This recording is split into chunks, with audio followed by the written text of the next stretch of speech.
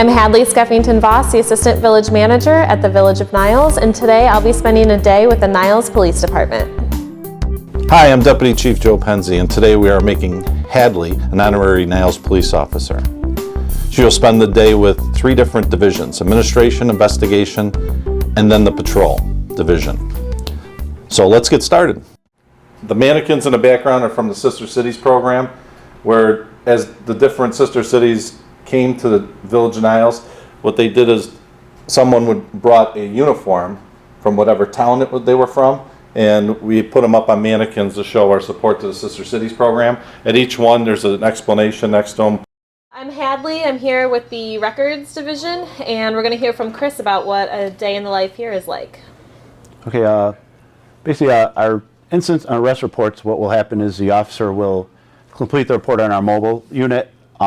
That will go to either their shift supervisor, so a sergeant or a commander, to approve. And then it goes to another step of approval, which is either Division Commander Penze or Deputy Chief Penze or Deputy Chief McInerney. They approve it, and then it comes into our merge computer. So we will take a look at it, make sure everything is populated, everything is correct, and then we will actually merge it into our systems. I'm here with Public Information Officer Tornabene, and he's going to let us know what his job entails. Well, my job as a public information officer for the police department is to provide outreach to the public, as well as to offer information to through social media to the community, to media groups such as television and news and print media. My job is also to do presentations for the community involving a variety of crime prevention topics. I promote and run our volunteer program here in the police department, as well as handling all of our community relations programs within the police department itself. My main responsibility is that, although I also handle training within the police department. So I coordinate all the department-related training for our officers and our supervisors.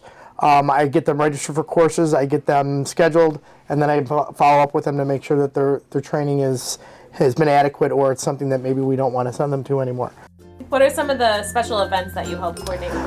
One of the biggest ones that the department does is National Night Out. That's in August. That's an international event. It takes a lot of work. We start scheduling that in January. I am in the Investigations Unit with Detective Sergeant John Huinker, and he's going to tell us about the day in the life of a detective with the Niles Police Department. Well, thank you very much. First of all, we come in, we do roll call, and we'll go over what happened over the prior shifts. If there's something that needs immediate attention, we'll follow up on it right away. Typically, we'll go over intel from maybe a stop from the night before. What we'll do is we'll look at emails, and we have track flyers, critical reach flyers that we follow up on. If there's a similar crime pattern that's developing, we'll follow up on that. We're involved with several task forces that we have people assigned to. We're involved with the North Regional Major Crimes Task Force, which is the homicide part of North Taff. And there's also the Burglary Task Force, which they're involved with surveillance, intel, following up of burglary patterns. We're also involved with HIDA, which we share information with them, which is high intensity drug trafficking. We're involved with the Children's Advocacy Center. Basically, we've been assigned a theft case where a gentleman had some property stolen from him. We've identified an offender, so after speaking to my victim and getting his side of the story, we're going to go and attempt to locate our offender.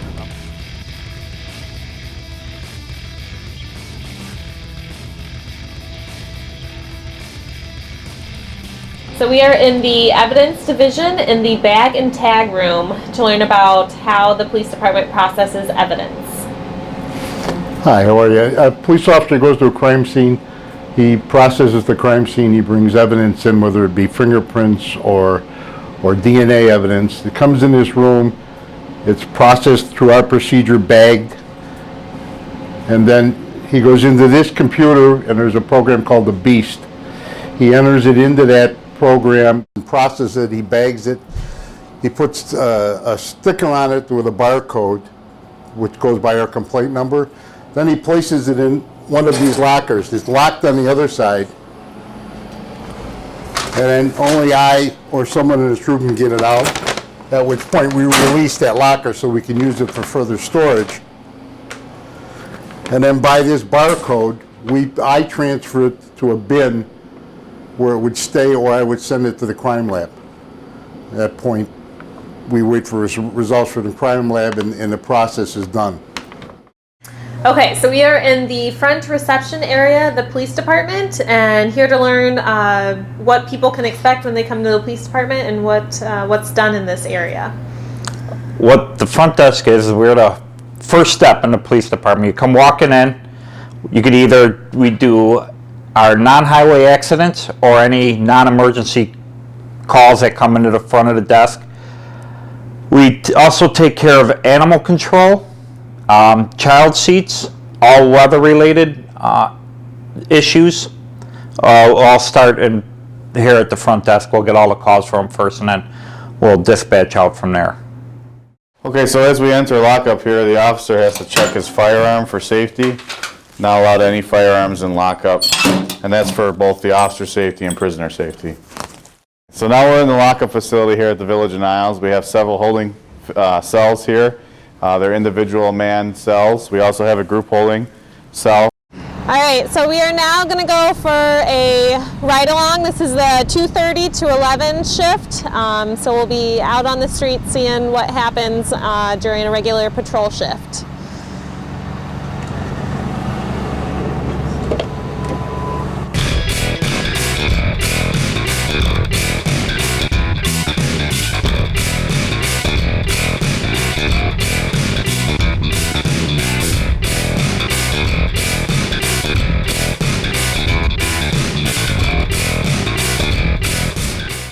All right, so we're down on the Niles Police Range. We're in the basement of the building here, and we're going to do some just some basic instructional shooting for two of the ladies from Village Hall, and we're at 10 feet, which by FBI statistics is about the average distance of most or almost all law enforcement involved shootings. So this is about the distance. It'll be hard to simulate the stress level. I'll simulate some of the speed by the way the targets turn back and forth for you guys. We'll start out just facing and let you get warmed up a little bit, and then throw some other stuff into it. All right, so this will be your target.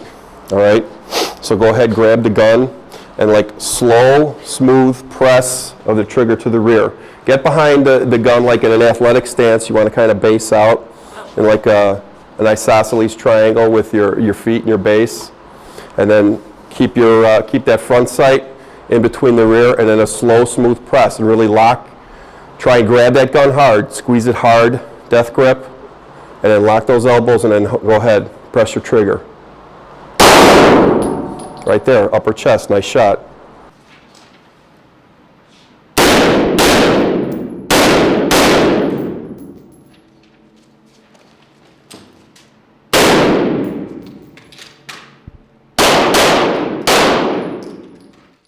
So I'm here with Deputy Chief Genualdi, and it's the end of the day. We've gone through all the different divisions in the police department. I've learned a lot, and I just wanted to thank you and see if you have any parting words for our audience. Well, we're glad to have you here and see the different aspects of police work with law enforcement.